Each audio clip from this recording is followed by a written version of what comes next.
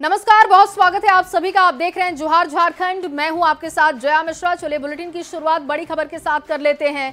हजारीबाग से आपको ये बड़ी खबर दे, महावीर स्थान चौक के पास दिन दहाड़े फायरिंग की खबर है। ज्वेलरी की दुकान पर ताबड़तोड़ फायरिंग की गई। बाइक सवार अज्ञात अपराधियों ने गोलीबारी की है।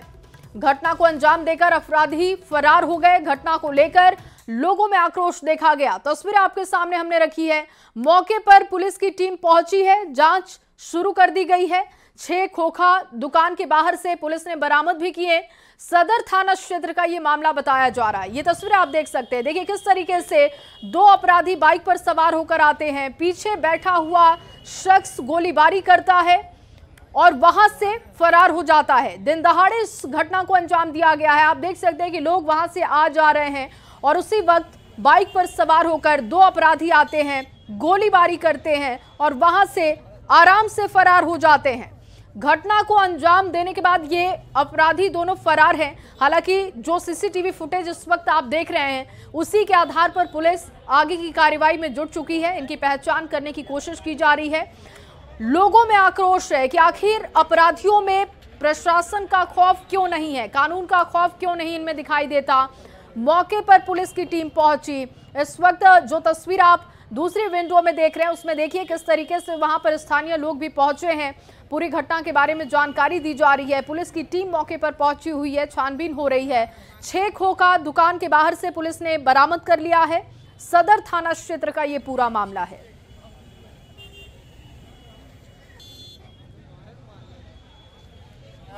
तो बाहर से गोली चला के भाग गया।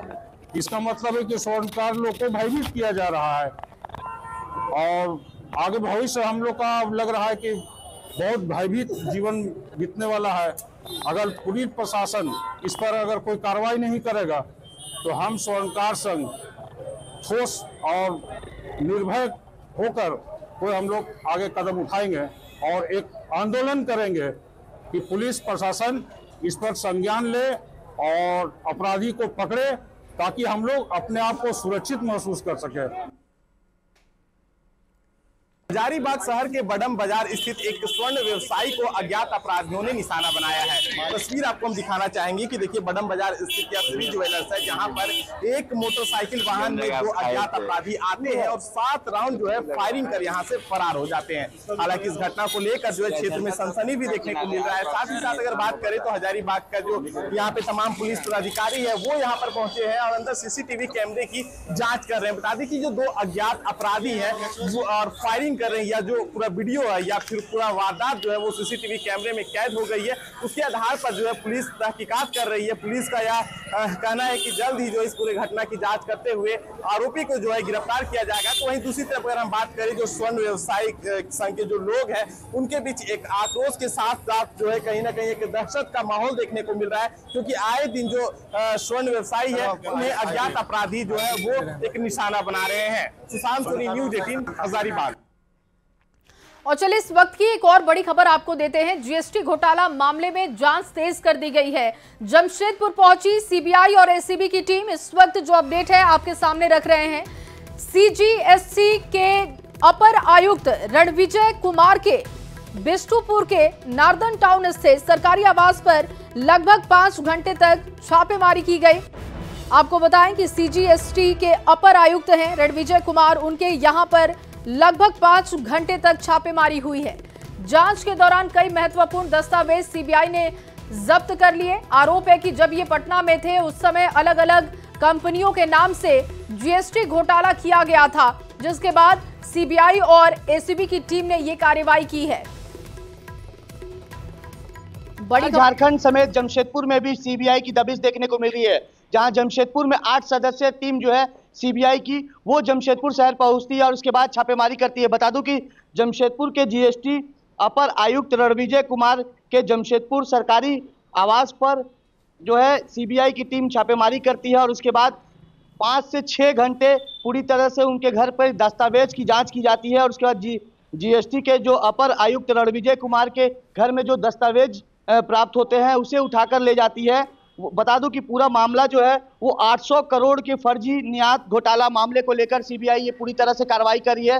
ना केवल सिर्फ जमशेदपुर, बिहार झारखंड में भी कई जगहों पर जो है वो छापेमारी की जा रही है। हालांकि जमशेदपुर के नगर जो अपर आयुक्त रणविजय कुमार जी के आवास से जो कागजात सीबीआई जब्त करके ले गई है, अब सभी की निगाहें टिकी हुई है कि सीबीआई क्या कुछ कार्रवाई करती है। और इस छापेमारी के बाद अब बिहार झारखंड के साथ साथ जो जमशेदपुर में ये कार्रवाई हुई है उसमें क्या कुछ निकल कर आता है।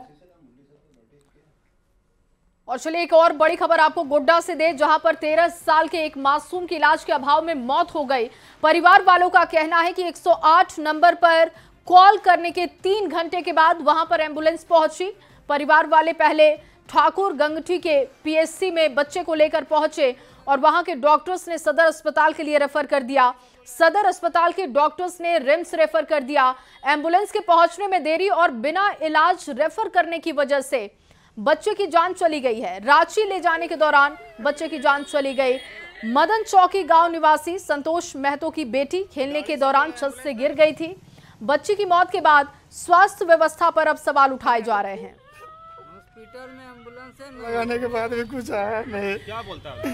कुछ रिप्लाई नहीं। बाद में बोला आने वाला है। अब लगाते रहे बैठे हम लोग करीब पौने घंटा सा वेट किए। बाद में फिर मदन भैया को पकड़ के लेके गए हम लोग ये कारे से। हाँ। और अब न्यूज़ 18 सवाल पूछता है कि आखिर 3 घंटे के बाद वहां पर एम्बुलेंस क्यों पहुंची। एम्बुलेंस मिलने में देरी की वजह से बच्ची की मौत हो गई, जिसको लेकर कई सवाल उठ रहे हैं। देखिए आखिर 3 घंटे में एम्बुलेंस वहां पर क्यों पहुंची, ये सवाल है। सदर अस्पताल में इमरजेंसी एम्बुलेंस क्यों नहीं थी? सदर अस्पताल में इलाज से पहले रेफर क्यों किया गया? ज्यादा रेफर क्यों किया जा रहा है? आखिर ऐसे मरीज जब वहां पर पहुंचते हैं तो सीधे सदर अस्पताल से इलाज करने के बजाय भेज क्यों दिया जाता है? ये सवाल उठाए जा रहे हैं। आगे बढ़ते हुए कोडरमा से एक और बड़ी खबर आपको दें। नाइजर में फंसे मजदूरों के वापसी न होने पर ग्रामीणों ने खोला है मोर्चा। भाकपा माले के घटक दल ने एपवा की अगुवाई में बड़ी संख्या में लोगों का जुटान किया है। सांसद के घर का घेराव करने पहुंचे प्रदर्शनकारी। पुलिस बल ने प्रदर्शनकारियों को सांसद आवास के बाहर ही रोक दिया। NH 20 4 लेन के एक तरफ के सड़क पर प्रदर्शनकारी महिलाएं बैठी हैं। प्रदर्शनकारी महिलाओं की मांग है कि अन्नपूर्णा देवी इस मामले में उनका ज्ञापन लेने आवास के बाहर पहुंचे, वो आवास के बाहर निकल कर आए, ऐसा प्रदर्शनकारियों की मांग है। उनका कहना है कि जिस तरीके से लापरवाही इस पूरे मामले में की जा रही है मजदूरों को लेकर, ये सही नहीं है। नाइजर में फंसे मजदूरों के वापसी न होने पर ग्रामीणों ने मोर्चा खोला है। भाकपा माले के घटक दल ने एपवा की अगुवाई में बड़ी संख्या में लोगों का जुटान किया। सांसद के घर का घेराव किया गया। प्रदर्शनकारी पहुंच चुके हैं। पुलिस बल ने प्रदर्शनकारियों को सांसद आवास के बाहर ही रोक दिया, जिसके बाद देखिए NH 20 4 लेन के एक तरफ की सड़क पर प्रदर्शनकारी महिलाएं बैठी हुई हैं। प्रदर्शनकारी महिलाओं की मांग है कि अन्नपूर्णा देवी इस मामले में उनसे आकर बात करें, ज्ञापन ले। रितेश लोहानी इस वक्त ज्यादा जानकारी के साथ जुड़ चुके हैं फोन लाइन पर। रितेश, इस वक्त प्रदर्शन को लेकर क्या अपडेट है, क्या मांग है प्रदर्शनकारियों की? जी बता दें कि एपवा के नेतृत्व में ये प्रदर्शनकारी महिलाएं तो आई थी मंत्री अन्नपूर्णा देवी को ज्ञापन सौंपने के लिए, लेकिन उनके आवास के बाहर ही संख्या ज्यादा होने के कारण से पुलिस बल ने उन्हें आवास के बाहर ही रोक दिया, जिसके बाद वे उग्र होकर के सड़क पर ही बैठ गई थी। हालांकि उनका बार बार ये मांग था कि सभी महिलाओं के सामने अन्नपूर्णा देवी को आना होगा और उनसे बात करनी होगी। क्या इस पर अभी मंत्री की तरफ से कोई रिएक्शन आया है? क्या वो मिलने के लिए बाहर आई अपने आवास से? बता दें कि फिलहाल मंत्री के ओर से कोई रिएक्शन नहीं आया है और सुरक्षा बल ना ही किसी को अंदर जाने दे रहे, ना ही अंदर से कोई बाहर आ पा रहा है। वहीं लगातार जो महिलाएं जो प्रदर्शन कर रही हैं, उनका कहना है कि अगर मंत्री नहीं मिलेंगी तो वे उनके घर के मुख्य द्वार पर ही ज्ञापन को चस्पा करके चली जाएंगी। और कितनी देर से ये प्रदर्शन चल रहा है रितेश, और क्या आगे का इनका प्लान है? इसको लेकर कोई बातचीत आपकी हुई? फिलहाल जो बातें सामने आ रही कि जो इनका प्रदर्शन है वो पिछले 3 घंटे से चल रहा है और इनका ये महिलाओं का साफ कहना है कि जब तक मंत्री नहीं मिलेंगी या उनका कोई भी प्रतिनिधि नहीं मिलेगा तब तक वो लोग यहाँ से नहीं हटेंगे। बहुत शुक्रिया आपका तमाम जानकारी के लिए रितेश।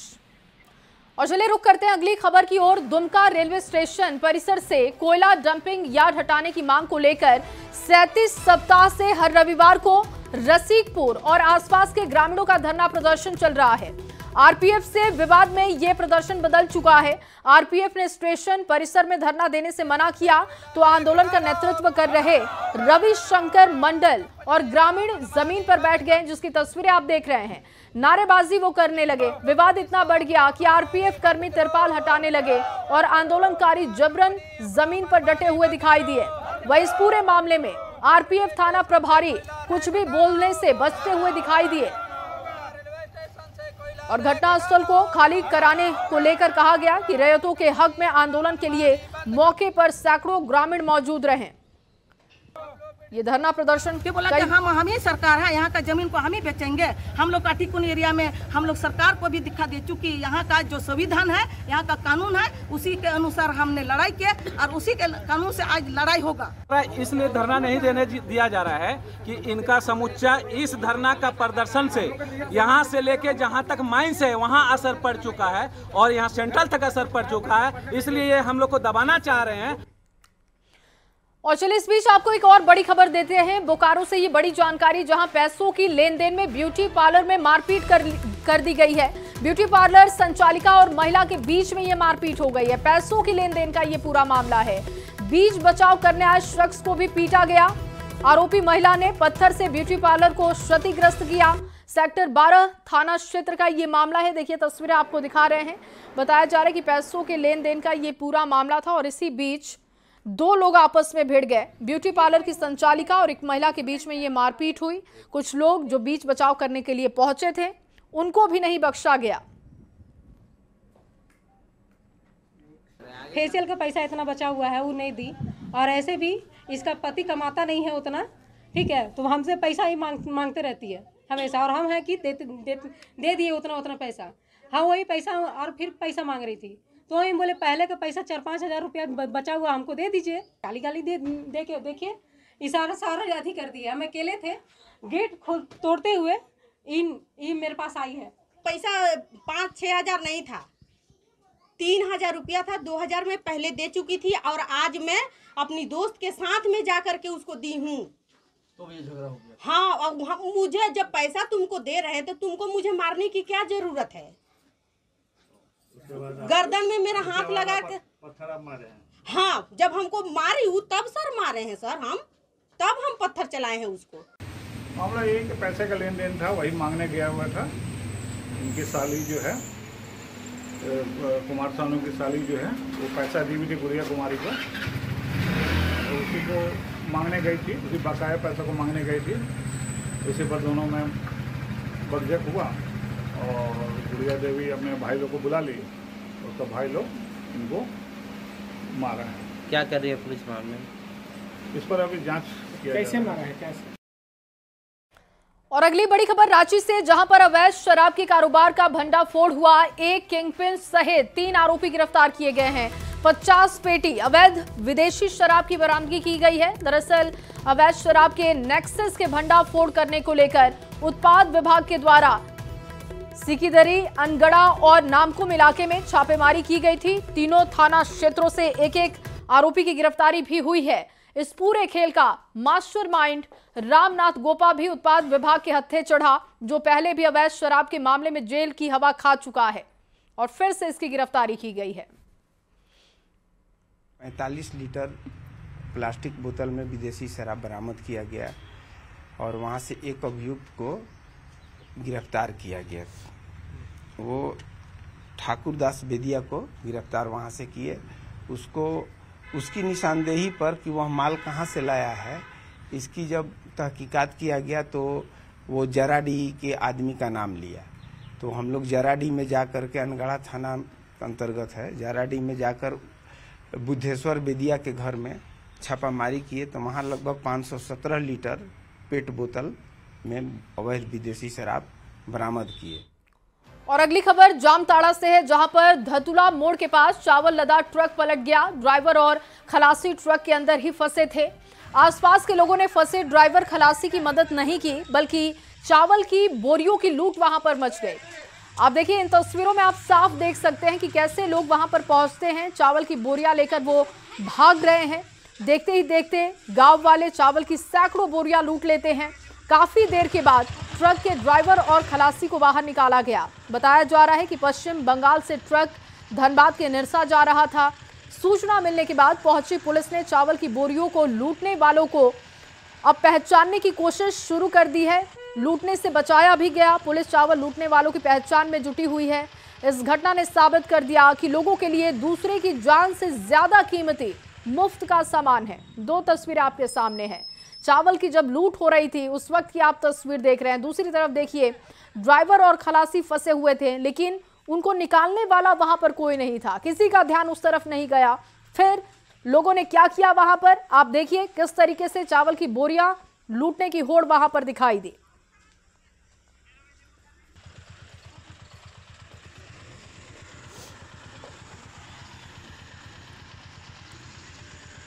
और अगली खबर गुमला से, जहां पर 8 परिवार के लोगों ने सरना धर्म में वापसी कर ली है। सिसई प्रखंड के कुदरा गांव में पाहन ने 8 परिवार के लोगों को विधि विधान से घर वापसी करा दी गई है। इस दौरान गांव के सैकड़ों लोग वहां पर मौजूद रहे।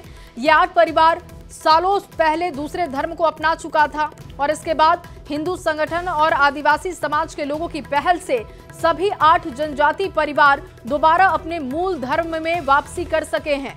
जनजाति परिवार अंधविश्वास में पड़कर ईसाई धर्म अपना लिया था। धर्म के प्रार्थना सभा में सभी भाग लेने के लिए पहुंचे थे और प्रार्थना सभा के माध्यम से सभी ने अपना धर्म बदल लिया था।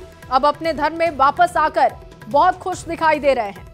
8 परिवारों की घर वापसी हो सकी है। सरना धर्म में इनकी वापसी कराई गई है और बताया जा रहा है कि कुछ साल पहले ये ईसाई बन गए थे, प्रार्थना सभा में शामिल हुए थे। अब इनका कहना है कि हमें लालच दिया गया था और लालच में पड़कर हमने ईसाई धर्म कबूल किया था, लेकिन अब सरना धर्म में इनकी वापसी हो गई है। विधि विधान से सरना धर्म में इनकी वापसी कराई गई। उस वक्त की तस्वीरें भी हमने आपके सामने रखी है। और वहीं रिम्स 2 का विवाद लगातार गहराते जा रहा है। बीजेपी के बाद अब कांग्रेस के कार्यकारी अध्यक्ष बंधु तिर्की ने कहा कि वो किसी कीमत पर प्रस्तावित जमीन पर रिम्स 2 नहीं बनने देंगे। वहीं स्वास्थ्य मंत्री इरफान अंसारी का कहना है कि वो हर हाल में उसी जगह पर रिम्स 2 का निर्माण कराएंगे। इरफान अंसारी ने तो बंधु तिर्की पर निशाना भी साधा, जिस पर बंधु तिर्की ने कहा कि इरफान कुछ भी ना बोले, वो आंधी और तूफान ला देंगे। तो रिम्स 2 का विवाद देखिए अब गहराता जा रहा है। पहले बीजेपी की तरफ से इस पर सवाल उठाए गए। अब कांग्रेस के कार्यकारी अध्यक्ष बंधु तिर्की ने कहा कि वो किसी भी कीमत पर प्रस्तावित जमीन पर रिम्स 2 का निर्माण नहीं होने देंगे। स्वास्थ्य मंत्री इरफान अंसारी का कहना है कि वो हर हाल में इसी जगह पर रिम्स 2 का निर्माण कराएंगे, लेकिन अब ये विवाद गहराता हुआ दिख रहा है। आप कहीं भी आप रिम्स 2, 3, 4, 5 बनाइए, बहुत सारा झारखंड में जमीन है। आपको जमीन चाहिए तो आप वहाँ लोगों से आप बात कराइए। कई एक जगह जमीन है, प्रयास कीजिए आप खेती योग्य जमीन में अगर आप इस तरह का निर्माण कार्य आप जबरदस्ती अगर इस तरह से करते हैं तो ये अब सरकार का ये उद्देश्य नहीं था लोग आंधी और तूफान को निमंत्रण ना दे। ये जो मंत्री जी का बचकाना वाला बात है, एक तरफ आदिवासियों की बात इनके द्वारा कहा जाता है और आदिवासी की बात लगातार उनके द्वारा कहा जाता है। ये क्या दिखा रहा है इसे? तो ये बयान आपने सुना। दूसरी तरफ रांची के नगरी के रैयतों ने रिम्स 2 के जमीन नहीं देने का ऐलान कर दिया है। इनका कहना है कि वो किसी भी कीमत पर जमीन नहीं देंगे। रैयतों से बात की है न्यूज़ 18 संवाददाता गौरव झा ने। आपको पूरी बातचीत सुनवाते हैं। में रिम्स 2 के निर्माण से पहले विवाद तेज हो चुका है। बंधु तिर्की ने भी ये बयान जारी करते हुए कहा है कि नगरी में किसी कीमत पर वहाँ रिम्स 2 का निर्माण नहीं होने देंगे। इरफान अंसारी यानी स्वास्थ्य मंत्री ने भी ये दावा किया है कि वहाँ किसी भी कीमत पर जो नगरी का ज़मीन है उस पर रिम्स 2 का निर्माण होगा। इस वक्त हमारे साथ वो ग्रामीण हैं, वो रैयत हैं जिनकी ज़मीन उस रिम्स 2 में जा रही है। इनका स्पष्ट रूप से कहना है कि किसी भी कीमत पर हम ज़मीन देने को तैयार नहीं हैं और इसी को लेकर आज बैठक भी बुलाई गई। तमाम ग्रामीण आज पहुँचे भी हैं वार्ता भी होगी कि आगे की क्या रणनीति होगी। हम लोग जमीन हम लोग का ये हेमंत सोरेन जो ले रहा है वो गलत कर रहा है। हम लोग का जमीन अगर चला जाएगा तो हम लोग मर जाएंगे भूखे। उसी जमीन से हम लोग का सब कुछ होता है, पोलन पासन जो सब कुछ होता है। और ये बात है, हम लोग जमीन के देने के विचार नहीं है, लेकिन अब जबरदस्ती कर रहे तो उसे कौन सकेगा। जबरदस्ती करे तो पूरा उपाय किया जाएगा। कितना जमीन है आपका? वहाँ 6 एकड़ जा रहा है। तो पैसा उसका कुछ पैसा नहीं मिला है। अगर पैसा मिलेगा तो दे देंगे। नहीं, पैसा भी देगा तो फिर जमीन हम कहाँ से खरीद पाएंगे उतना। वही खेती से तो हम लोग का रोजी रोटी चलता है। तो जमीन नहीं देंगे? जी नहीं। किसानों ने स्पष्ट रूप से कहा है कि चाहे कितने भी पैसे मिल जाएं, रिम्स 2 के लिए जो जमीन राज्य सरकार मांग कर रही है, स्वास्थ्य विभाग लेना चाह रही है, वो कृषि योग्य जमीन है और उस जमीन को देने के लिए कोई भी किसान तैयार नहीं है। कैमरा पर्सन संजीव तिवारी के साथ गौरव झा, न्यूज़ 18 रांची। और चलिए इसी खबर के साथ इस बुलेटिन में बस इतना ही। आप बने रहिए न्यूज़ 18 बिहार झारखंड के साथ।